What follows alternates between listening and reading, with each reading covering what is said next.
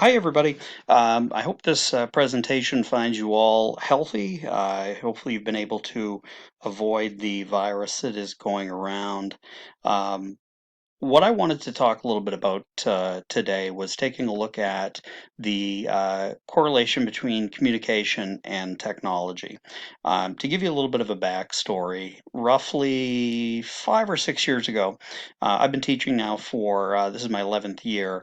One of the things that I was noticing after the first few years was that there wasn't a lot of connection between home and the classroom.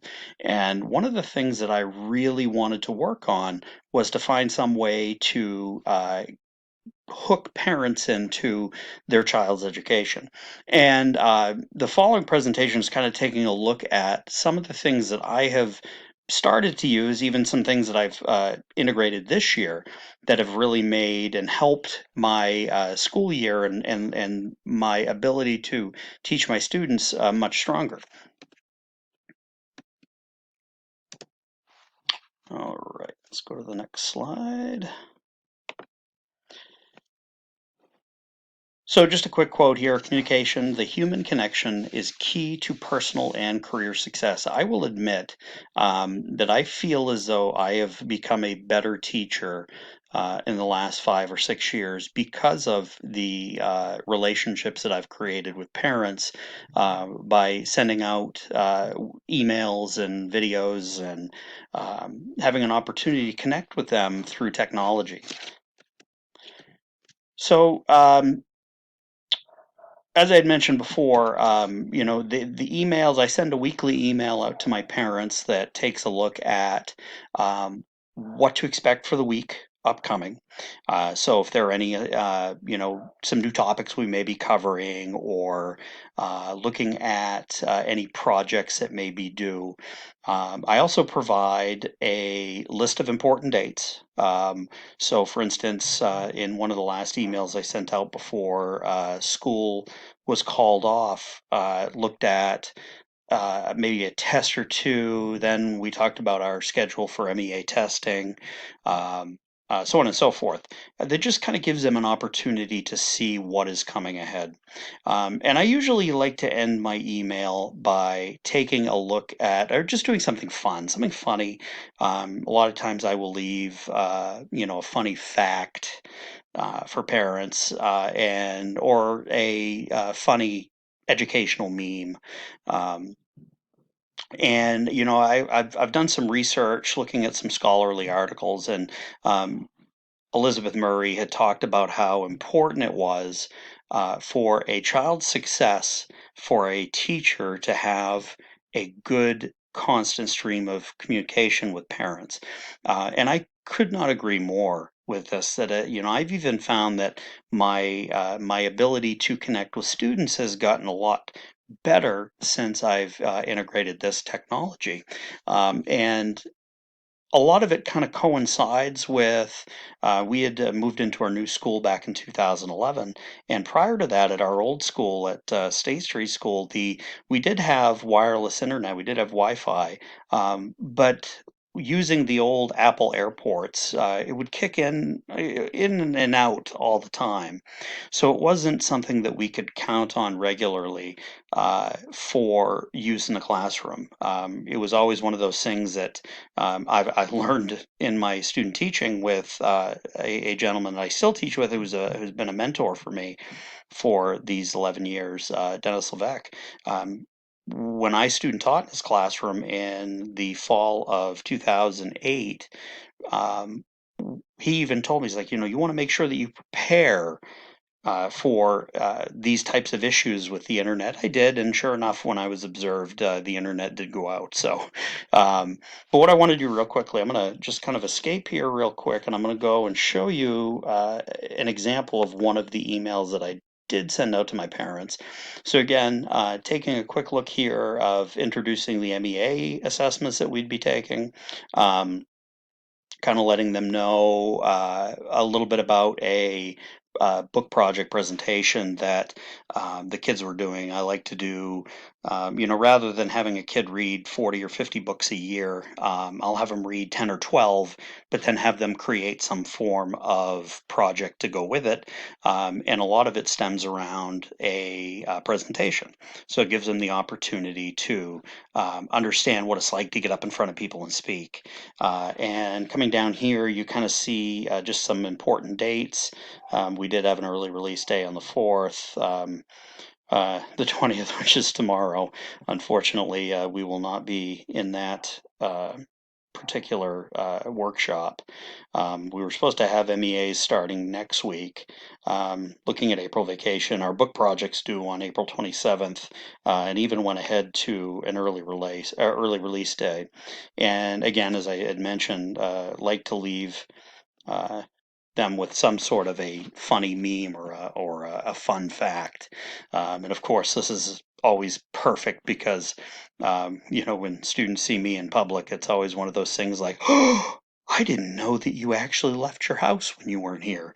Or they just look the other way and walk away and try to get away from me. So, yeah, it's funny when I saw this, I was like, wow, this fits perfect. So let's jump back into here real quick. So I found that getting parents involved was something that was really important to me. And, just a quick history because technology and communication has changed so much. Going all the way back to 1800 BC at smoke signals and, working into the 1800s and the telegraph and then the telephone. And then, in 1973, the first cell phone comes out. These are huge advancements as we've moved forward. And this is just the 1973. One thing I like to share with my students every year, there's a great CNN documentary on the 80s on Netflix, and I always show them the technology one. And at the end, you see the reporter holding a camera and a phone and a typewriter, and he's got all kinds of things in front of him and says, in 10 years, will we see all of these things be able to fit in your pocket? And the real great thing is obviously it has, even where we're now in 2020 and you can do just about anything right from your cell phone. Um, just another quick thing, another article that I had read, looking at a person named Blair Thompson, who works for the Department of Communications at Western Kentucky University, that studies have shown that parents really prefer email due to its convenience. That's just one of the methods that I use in order to connect with parents. I find that it gets a good paper trail. It's always nice to have documentation in case you ever have any issues. Now, I've also adapted in the past that parents that do not have access to email on a regular basis, that I can simply print out a copy of it and send it home with their child so they're aware. And if I feel as though that the student is not getting that to their parents, I will make a quick phone call just to let them know. Um, and one of the other parts is that 2/3 of adults have a smartphone. Um, and it's just the way that technology's blown up that there's, I have all of my email come right directly to my phone. If a parent emails me at 8 o'clock at night, I can respond to them within minutes, just because I have that technology right at hand. So again, as I mentioned, sending out that weekly email.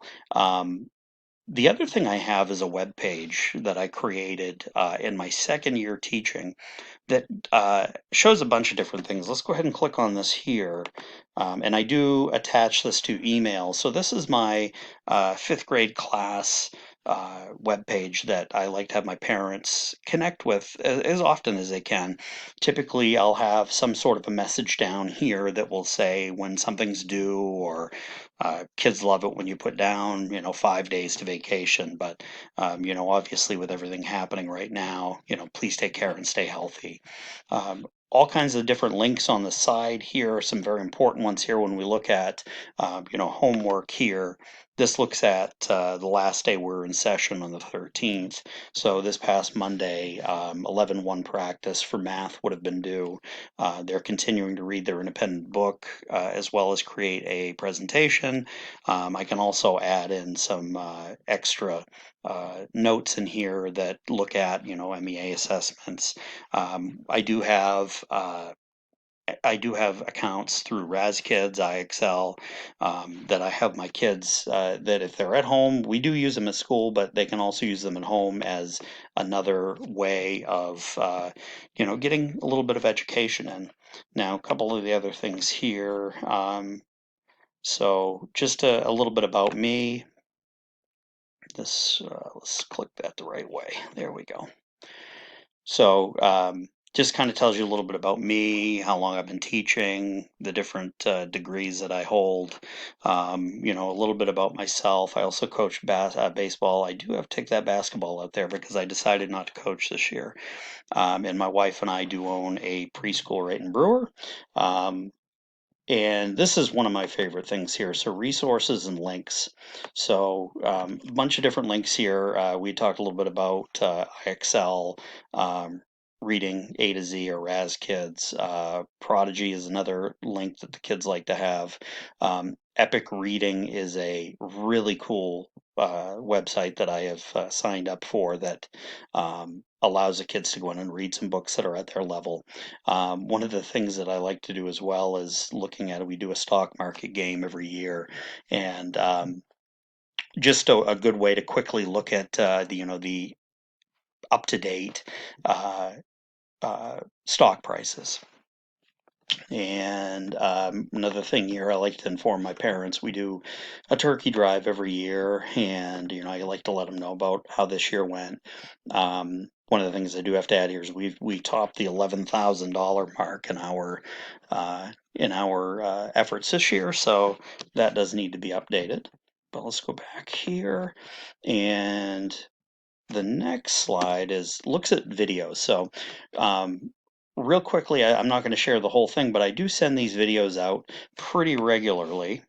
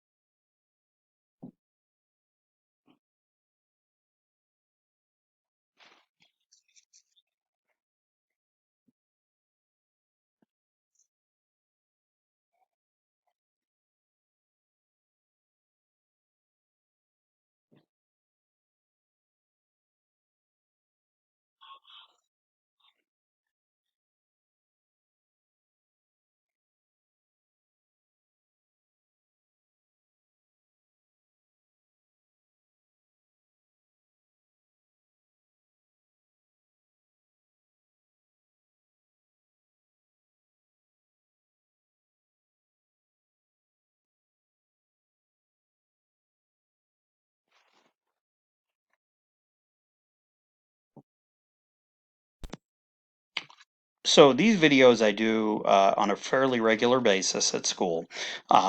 Usually when I go in on Sundays to work, I will put a few together to be able to copy into emails that I send out to parents, just to give them an idea of, rather than field questions at 9 o'clock at night, not knowing how to do a process. This way they have it right at hand. Um,